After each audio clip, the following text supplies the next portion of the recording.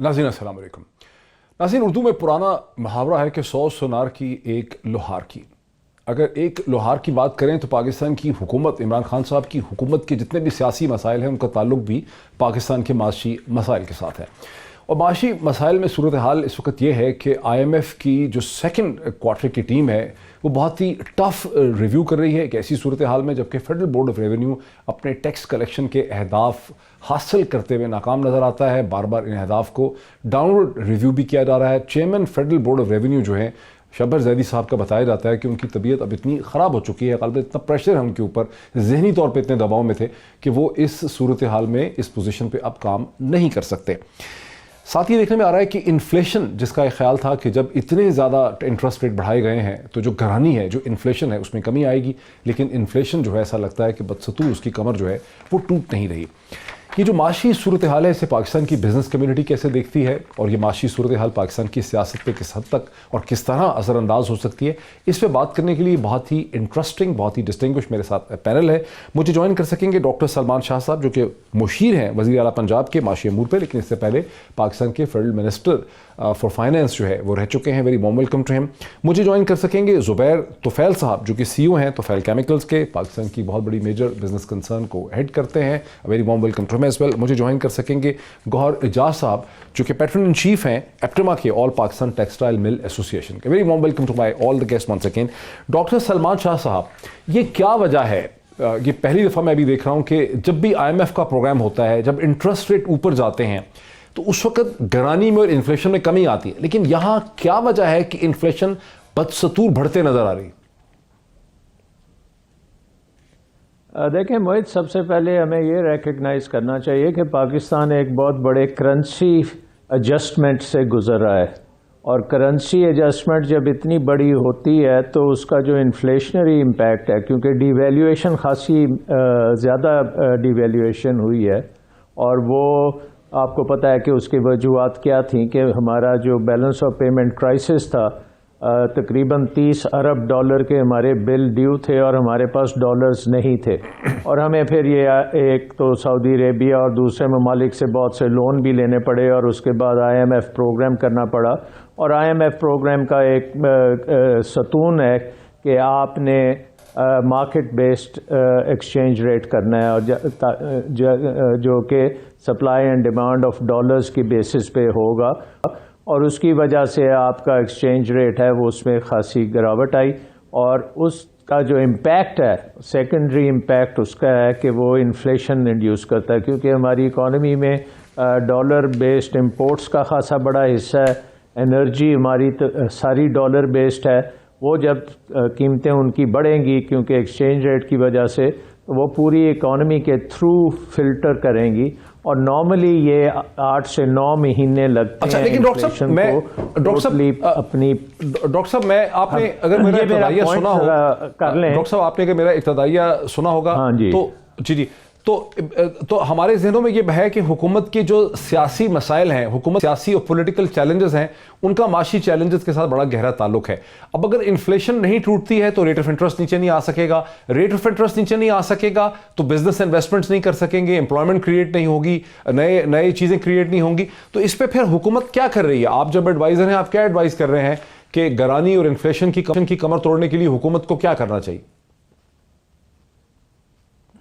देखिए, एक चीज़ जिस पे मैं आ रहा था कि तकरीबन करेंसी एडजस्टमेंट के 9 महीने गुजरने तक ये इंटरेस्ट जो इन्फ्लेशन है ये ऊपर जाती है। ये दूसरे ममालिक में भी यही आया है, इजिप्ट में ये हुआ है, ग्रीस में इसी तरह हुआ है, बाकी मुल्कों में भी इसी तरह ही हुआ है। सो अब हम तकरीबन इन्फ्लेशन की पीक पे आ गए हैं, और अगले 6 माह में ये अब आहिस्ता आहिस्ता नीचे आनी शुरू होगी, बशर्ते कि कोई एडिशनल शॉक ना मिले। और इस वक्त क्योंकि ऑयल प्राइसेस भी नीचे गिर रही हैं, तो ये एक खुश आइंद बात है कि ये इन्फ्लेशन आहिस्ता आहिस्ता नीचे आएगी।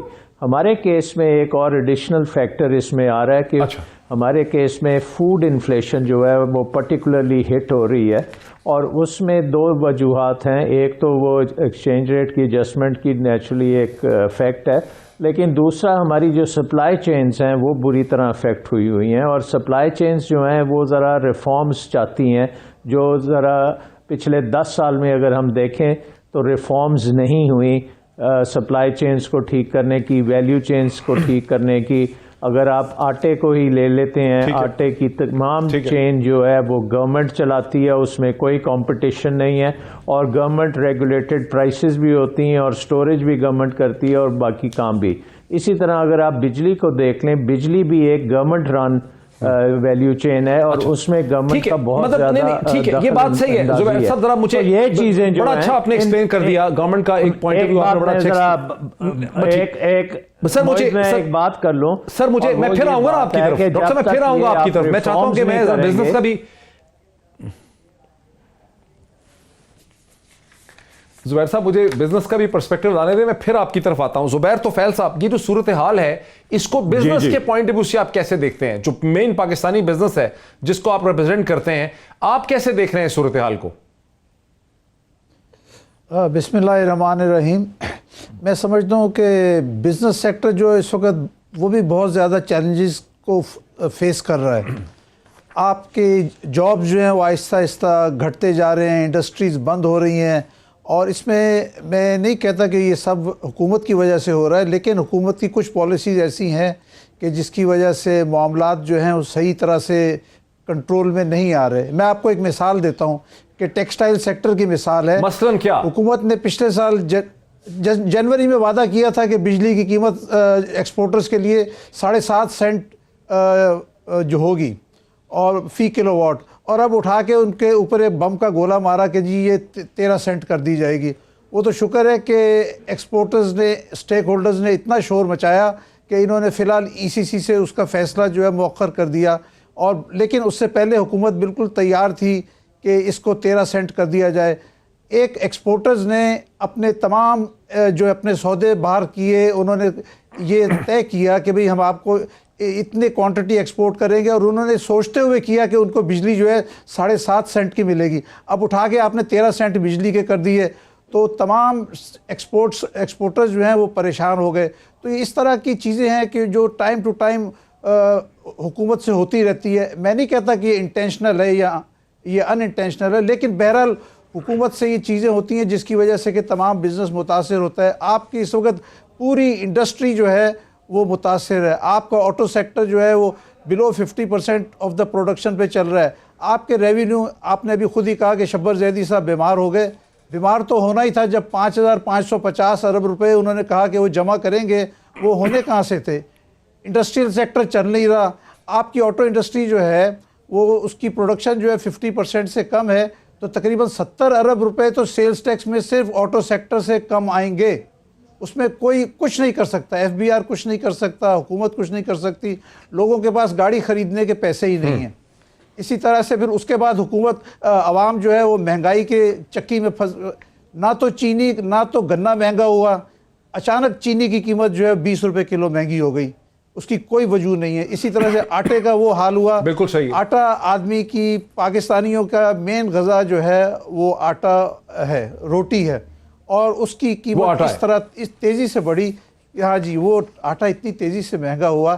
آدمی کی تنخواہ تو بڑھی نہیں، اس کو بیچارے جو کم سے کم آمدنی والا 15-20 ہزار 25 ہزار والا بھی ہے، وہ یہ مہنگائی برداشت ہی نہیں کر سکتا. یہی وہ مسائل ہے جس کی طرف میں چاہتا تھا نشاندہی ہو. ذرا ٹیکسٹائل کا بھی توفیل صاحب، ذرا ٹیکسٹائل والوں کا بھی.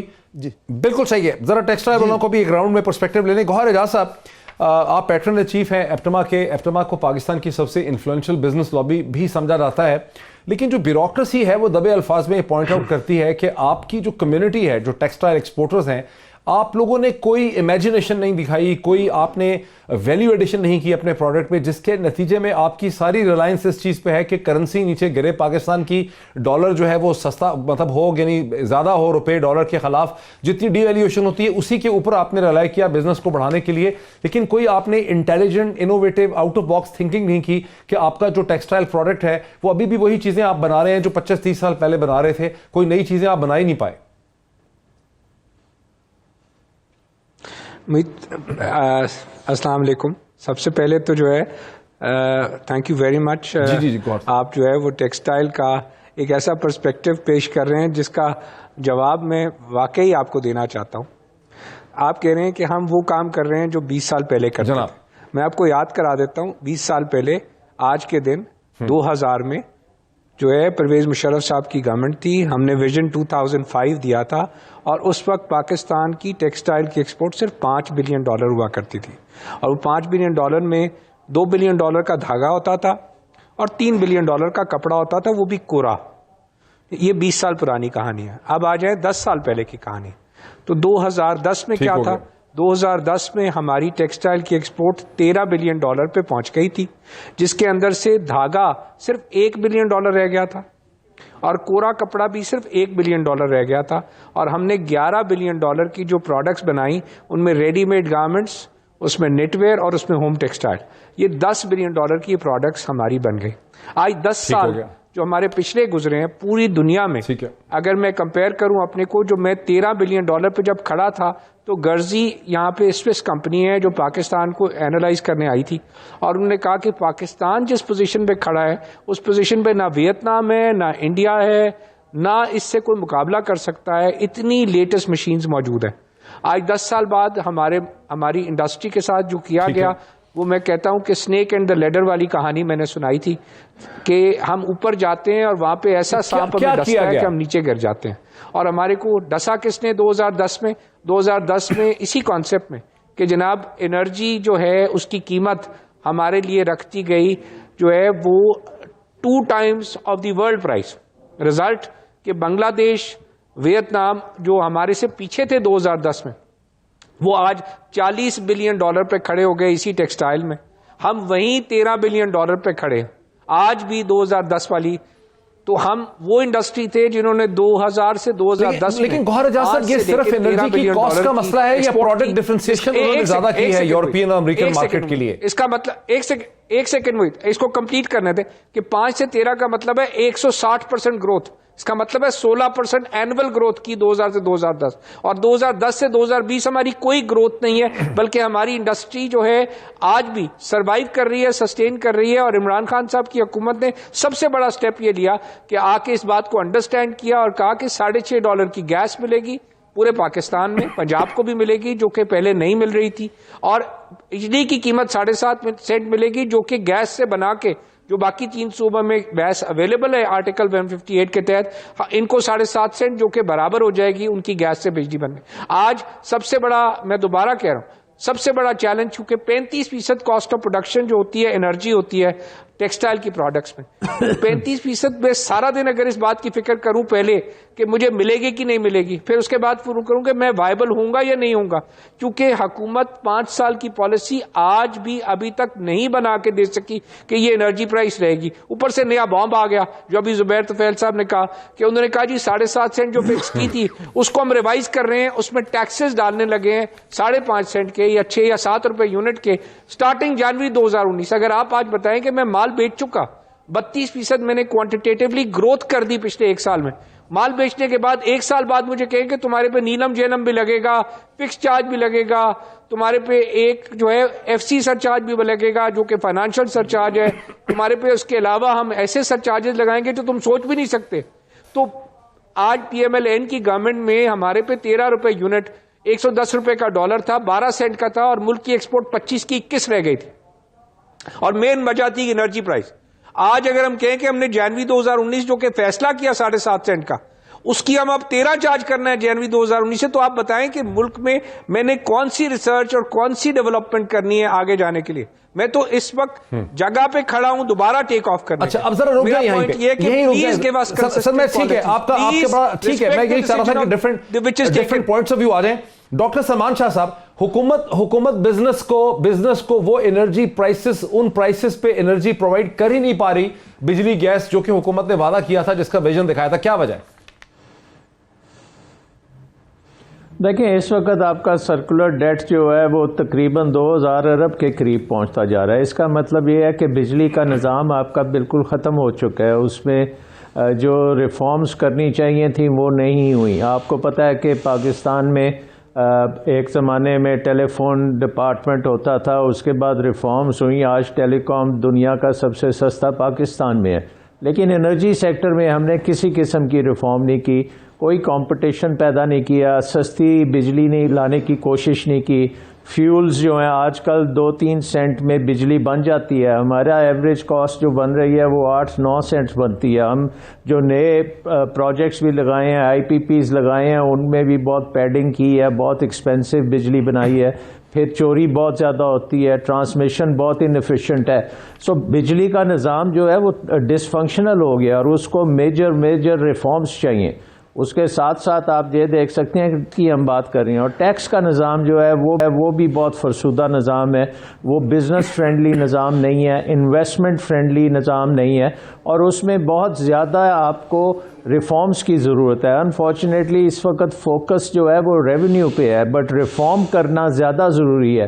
اور اس لیے آئی تھنک کہ جو مین ڈسکشن چل رہی ہے کہ پاکستان میں جو ٹرانزیکشنز بند ہوتی جا رہی ہیں وہ کچھ تو high cost of doing business کی وجہ سے ہو رہی ہیں اور کچھ ہائی کاسٹ آف ٹیکسیشن کی وجہ سے ہو رہی ہیں. اور یہ دونوں چیزوں کے اوپر ہمیں کام کرنے کی بڑا زبردست ہے. ڈاکٹر صاحب میرے ساتھ رہیں. میں نے شروع میں کہ جو عمران خان کی حکومت کا سیاسی چیلنج ہے اس کا تعلق اس کے معاشی چیلنج سے ہے. معاشی چیلنج میں آپ سنتے ہیں بزنس جس نے پیسہ پیدا کرنا ہے، جس سے پروڈکشن دینی ہے، اس کو حکومت سے شکایت ہے. حکومت کے پاس اپنا دکھڑا ہے، تو پھر وے فارورڈ کیا ہو سکتا ہے؟ اس پہ مزید بات کرتے ہیں آفٹر بریک.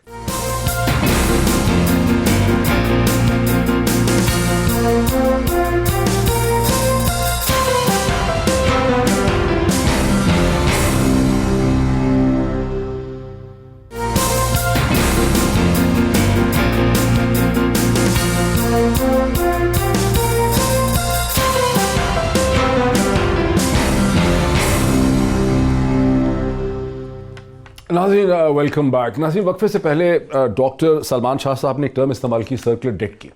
سرکولر ڈیٹ کی ٹرم سے سرکولر ہم سب واقف ہیں جو سرکولر ڈیٹ ہے اس کی بجلی سے، لیکن ایک دوسری چیز ہے جسے میں ایک سرکولر چیلنج کا نام دینا چاہتا ہوں. میرے تینوں گیسٹ جو میرے ساتھ ہیں اس کو سن سکتے ہیں کہ پاکستان کے اندر جو پولیٹیکل سچویشن ہے، عمران خان کی گورنمنٹ کا جو پولیٹیکل چیلنج ہے اس کا تعلق اکنامک چیلنج کے ساتھ ہے، معاشی چیلنج کے ساتھ ہے.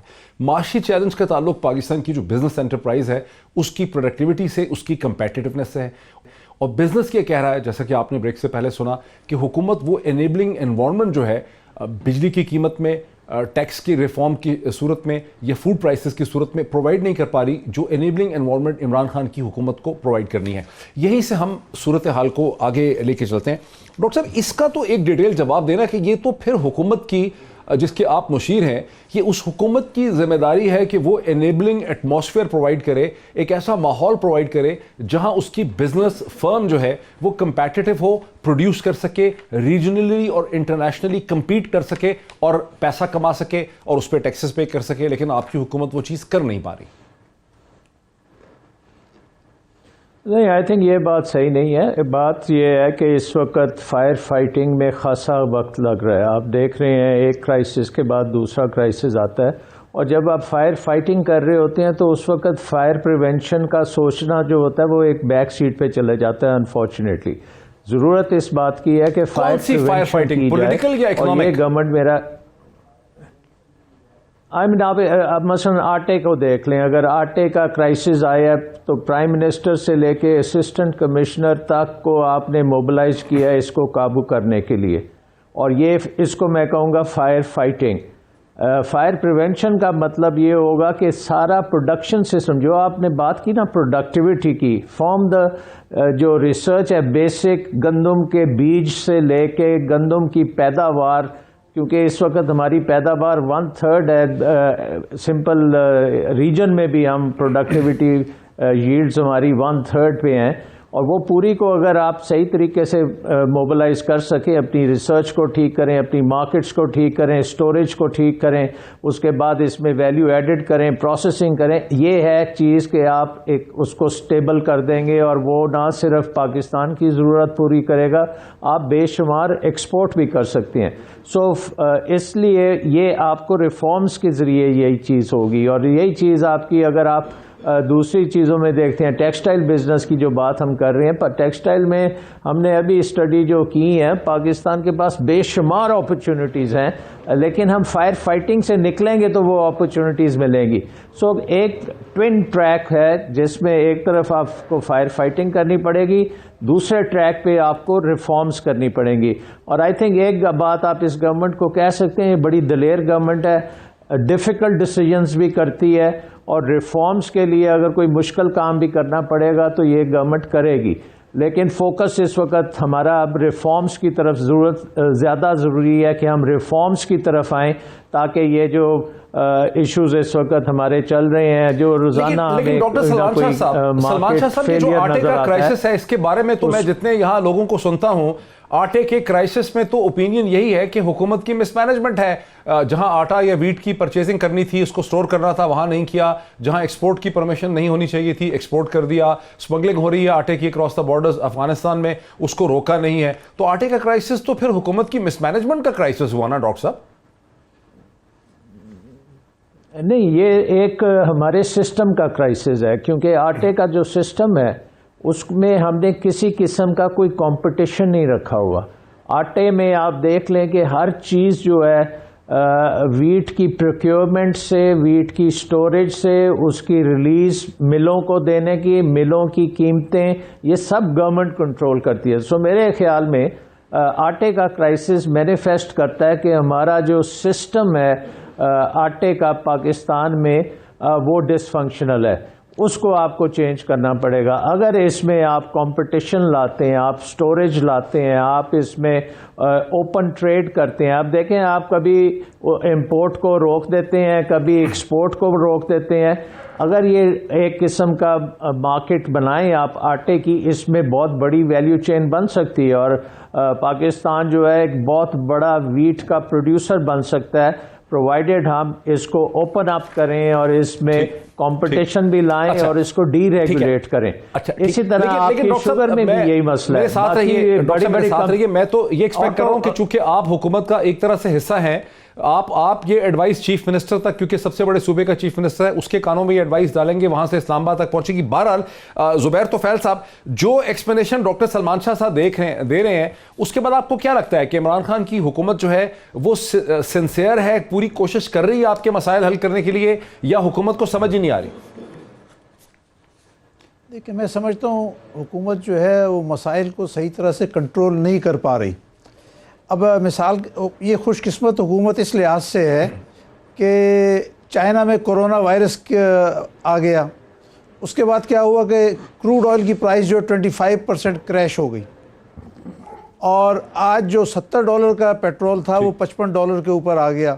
تو یہ بھی حکومت کے لیے ایک بہت بڑا فائدہ ہے. لیکن میں چاہوں گا کہ حکومت جو ہے ایسے جب ونڈ فال پروفٹس ہوتے ہیں تو اس کو کسی حد تک عوام تک بھی پاس آن کرنا چاہیے. ان کا فرض ہے کہ جلد از جلد پیٹرول کی قیمت کم کریں اور اس کی جو بھی بینیفٹس ہیں وہ پبلک تک پہنچائے جائیں. اسی طرح سے میں چاہوں گا کہ جو پالیسی ریٹ ہے یہ کم ہونا چاہیے. میں ایکسپیکٹ کر رہا تھا کہ جب یہ لاسٹ پالیسی ریٹ اناؤنس ہونا تھا کہ at least just for the sake of کہ آپ صرف ایک نوشنل 50 بیسس پوائنٹ کم کر دیتے ہیں، لیکن وہ بھی نہیں کیا گیا. اب پھر اس کو 2 مہینے آگے ڈال دیا گیا ہے.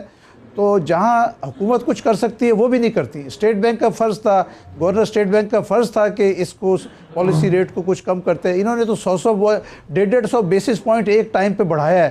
تو جب کم کرنے کی باری آ رہی ہے تو آپ 50 بیسس پوائنٹ بھی نہیں کم کرتے. آپ کی انڈسٹری کہاں سے چلے گی؟ جو انڈسٹری بورو کر کے چل رہی ہے وہ 15-16% کے انٹرسٹ ریٹ سے کبھی بھی نہیں چلے گی.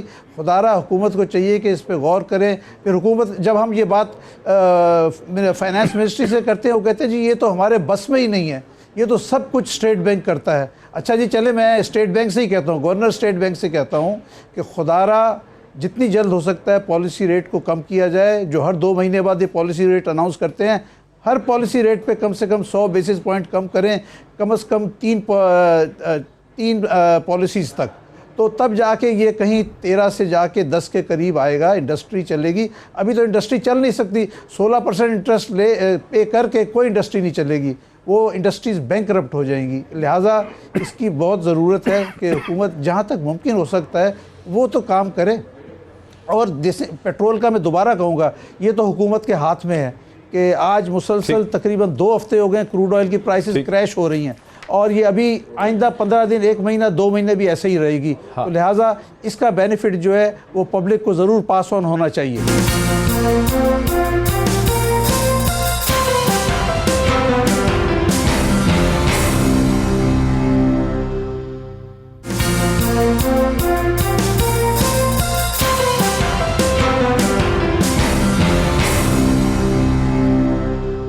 زبیر صاحب جو کچھ کہہ رہے ہیں، گوہر اعجاز صاحب، کیا آخر گورنر اسٹیٹ بینک کو بھی ان چیزوں کا احساس ہے کہ اگر آپ 13-14% پہ انٹرسٹ ریٹ رکھیں گے تو جو بھی بزنس ہے، جو انٹرپرینر ہے، اس کو تو 15-16-17% پہ کہیں جا کے کیپٹل ملے گا، پیسہ ملے گا، سرمایہ ملے گا.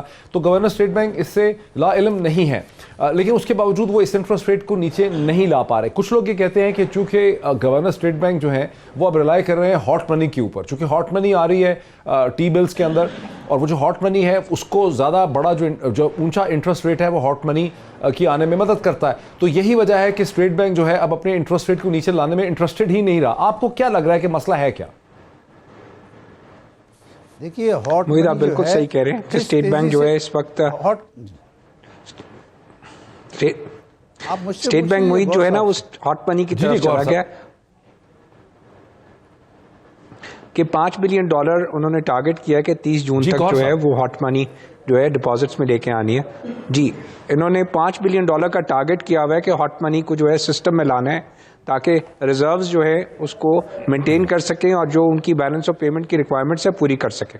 میرا اس کے اوپر پوائنٹ آف ویو ہے کہ آپ مجھے بتائیں، ڈاکٹر سلمان شاہ صاحب یہاں ساتھ بیٹھے ہیں، 2000 سے 2010 کی دہائی میں ڈاکٹر صاحب was the most important person, یہاں پہ فائنانس منسٹر بھی رہے، ایڈوائزر بھی رہے.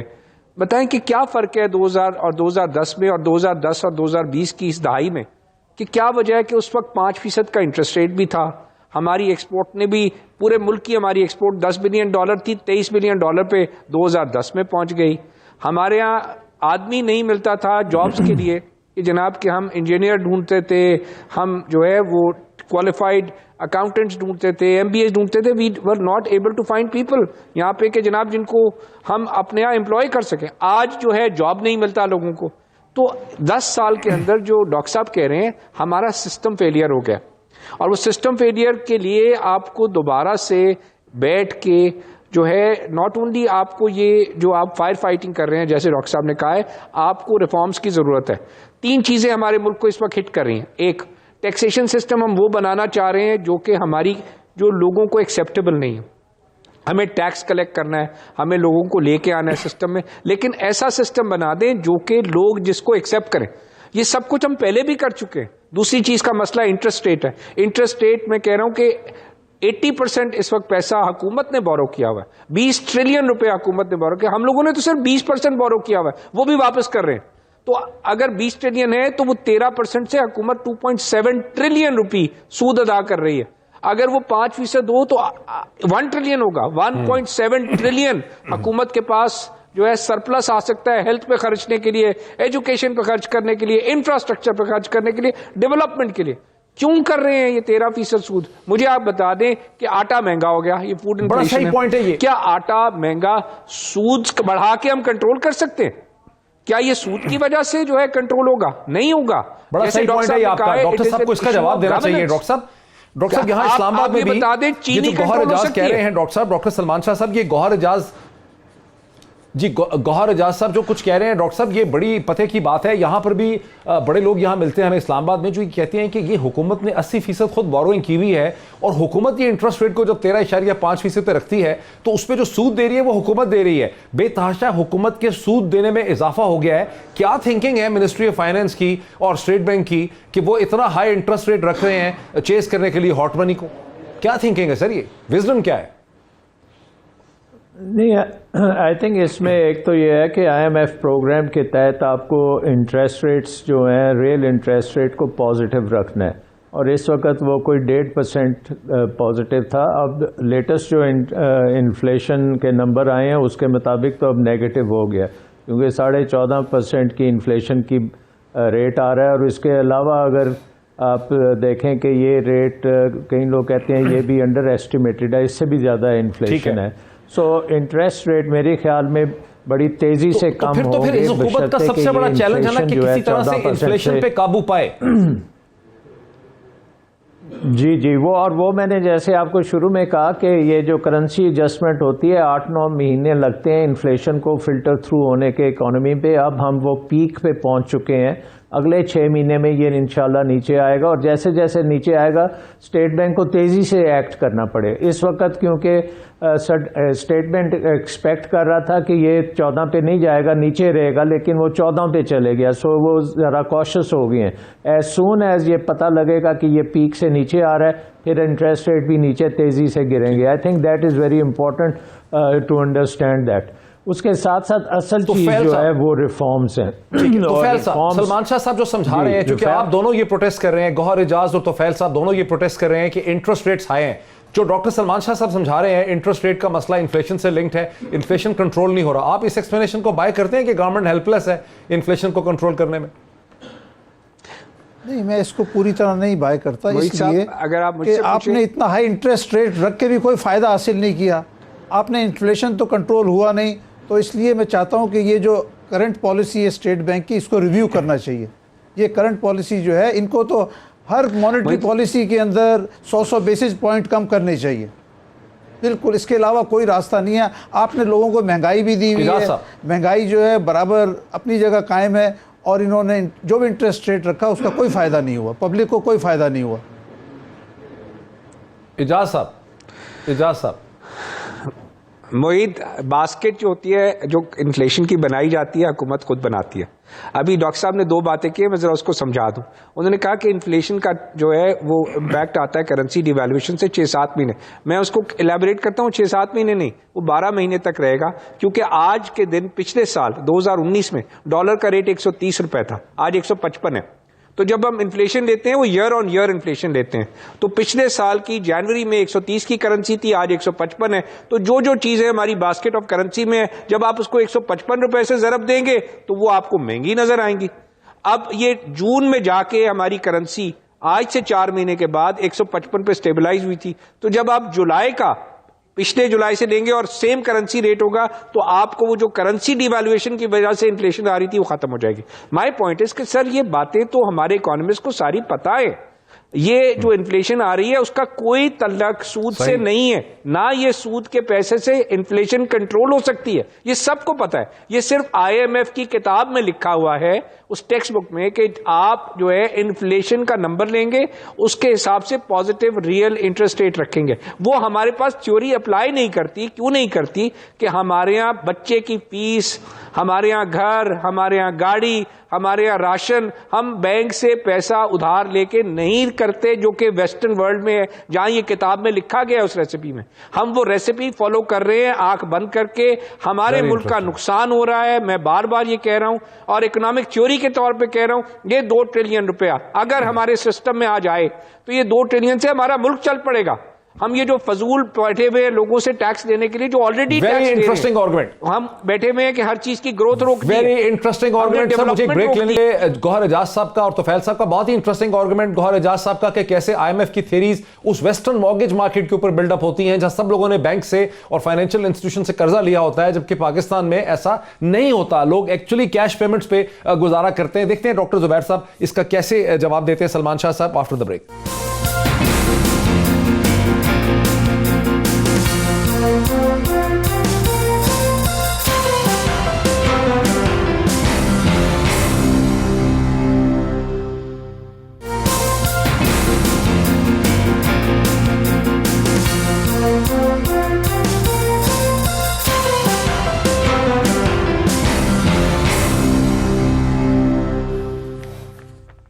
ناظرین ویلکم بیک. ناظرین وقفے سے پہلے گوہر اعجاز صاحب نے اور زبیر توفیل صاحب نے بہت ہی انٹرسٹنگ ایک پوائنٹ اٹھایا کہ حکومت پاکستان کی, اسٹیٹ بینک کی, منسٹری فائنانس کی جو ساری کی ساری انڈرسٹینڈنگ ہے, یہ جو کمپلژن ہے وہ IMF کی تھیری کے ساتھ لنکڈ ہے. اور IMF کی جو انٹرسٹ ریٹ کی تھیری ہے وہ در حقیقت ویسٹرن اور مغربی جو مارکیٹس ہیں وہاں سے ڈیرائیوڈ ہے, جہاں پر لوگ سب کچھ جو خرچہ کرتے ہیں, جو خریداری کرتے ہیں, وہ کریڈٹ پہ کرتے ہیں, کریڈٹ کارڈ پہ کرتے ہیں, گھر مارگیج کے اوپر لیتے ہیں, وہ اپنے کپڑے, اپنی کاریں, اپنے AC, اپنا سب کچھ جو ہے وہ مارگیج اور کریڈٹ کے اوپر لیتے ہیں, ان کو قسطیں دینی ہوتی ہیں, اس لیے ان کی زندگی اور ان کی اسپینڈنگ جو ہے اس کا تعلق کریڈٹ سے ہوتا ہے اور انٹرسٹ ریٹ سے ہوتا ہے, جبکہ پاکستان میں لوگ کیش پہ اسپینڈنگ کرتے ہیں. اور یہی وجہ ہے کہ ریئل اسٹیٹ کے ایک سیمینار سمپوزیا میں مجھے ایکسپرٹس نے بتایا کہ پاکستان میں پلاٹ جو ہے وہ اپنی پرائس ہولڈ کرتا ہے, وہ نیچے نہیں آتا ہے, اس کی قیمت نیچے نہیں آتی, لیکن لوگوں نے اس کو کیش پہ لیا ہوتا ہے. تو ڈاکٹر سلمان شاہ صاحب, اس پہ کیا آپ کیسے رسپونڈ کریں گے؟ یہ جو اعتراض اٹھایا گوہر اعجاز صاحب نے حکومت کی تھنکنگ پہ یا مجبوری پہ, اسے کیسے رسپونڈ کریں گے آپ؟ دیکھیں, اس کا تعلق پاکستان کے سیونگ ریٹس کے ساتھ بھی ہے اور اس کا تعلق پاکستان کی کیپٹل مارکیٹس کے ساتھ بھی ہے. اور ایک سائڈ پہ ڈیمانڈ آف فنڈز ہے, دوسری سائڈ پہ سپلائی آف فنڈز ہے. اگر آپ سپلائی آف فنڈز میں, ہمارا آپ کو پتہ ہے کہ سیونگ ریٹ پاکستان میں بہت کم ہے اور اس کو انکریز کرنے کی بھی ضرورت ہے تاکہ آپ خود اپنی ڈیولپمنٹ کو بھی فائنینس کر سکیں. اب سیونگز اگر آپ جب آپ کا انفلیشن سے لوور ہوں گے انٹرسٹ ریٹ, تو سیونگ کون کرے گا؟ پھر تو آپ کے لیے ایک نیگیٹو ہوگا نا. سیونگ کو اگر آپ کریں گے تو آپ لوز کرتے چلے جائیں گے اور ویلیو. اب ڈیمانڈ جو کر رہے ہیں فنڈز, ان کے لیے تو ٹھیک ہے کہ جتنا وہ کم ہوگا اتنی وہ اپنی بزنس کو بڑھانے میں کامیاب ہوں گے, بٹ سیونگ سائڈ جو ہے اس کو بھی ریٹرن چاہیے. سو اس کا بیلنس بھی کرنا ضروری ہوتا ہے. اور اس میں یہ جو پروگرام ہے یہ آئی ایم ایف کے ساتھ ہے کہ پازیٹیو ریٹس رکھے جائیں گے, لیکن یہ بات ٹیمپریریلی بھی آپ اس کو آگے پیچھے کر سکتے ہیں. مین ایشو ریلی ہے جو میں نے پہلے بھی کہا کہ اب ہم تقریباً پیک پہ پہنچ چکے ہیں انفلیشن کے. اگلے 6 ماہ میں اس کو کم ہونا چاہیے جیسے دوسرے ملکوں میں ہوا, کیونکہ اس کو گوہر اعجاز صاحب کی کوئک ریسپانس تو میرے پاس ایک منٹ ہے. گوہر صاحب آپ کا کوئک ریسپانس اس پہ جو ڈاکٹر سلمان شاہ صاحب نے ایکسپلین کیا. گوہر صاحب کوئک ریسپانس. دیکھیں ڈاکٹر صاحب بالکل صحیح کہہ رہے ہیں. ڈاکٹر صاحب صحیح کہہ رہے ہیں کہ سیونگز کا اس سے تعلق ہوتا ہے کہ آپ کے پاس اگر نیگیٹو جو ہے وہ ریٹرن آئے گی تو کون پیسہ بینکوں میں ڈالے گا. میرا سوال ہے سر کہ مجھے بتا دیں کہ یہ جو سود بڑھا کے انفلیشن ہم کنٹرول کر رہے ہیں, کیا یہ سود اگر آپ 60% کر دیں گے تو کیا آٹے کی قیمت کم ہو جائے گی؟ کیا یہ بجلی کی قیمت کم ہو جائے گی؟ کیا یہ گیس کی قیمت کم ہو جائے گی یا چینی کی قیمت کم ہو جائے گی؟ سر یہ تمام گورننس ایشوز ہیں. یہ جو انفلیشنری پریشر ہمارے ملک میں 14% ہے, it is only governance, it has nothing to do with interest rate. میں بار بار یہ کہہ رہا ہوں, ہماری باسکٹ آپ اٹھا کے دیکھ لیں اور اس باسکٹ کو جب دیکھتے ہیں انفلیشن کو جو کیلکولیٹ کر رہی ہے, تو میں دیکھ کے ہنستا ہوں کہ یہ ساری باسکٹ تو جو ہے کرنسی ڈی ویلویشن کے جتنے آئٹمس تھے اس پہ بیسڈ ہے. فیول کے اوپر, اس کے گیس کے اوپر, وہ تمام کرنسی ڈیویلویشن کی وجہ سے ہو رہے ہیں, جیسے ڈاکٹر صاحب بھی مان رہے ہیں. اس کے بعد ہماری جو ڈیلی کنزیومرز ہیں وہ سب بیڈ گورننس اور ایگریکلچر میں کراپ فیلئر ہو گیا ہے. Before I close your quick comment, before I close. ٹھیک ہے زبیر توفیل صاحب, میں یہاں پر پھر ڈیویلیوشن کی طرف بھی آنا چاہوں گا کہ ہم نے تو اتنی ڈیویلیوشن کی, کبھی ہم سے آئی ایم ایف نے نہیں کہا تھا کہ 155 روپے یا 160 روپے کا ڈالر کریں.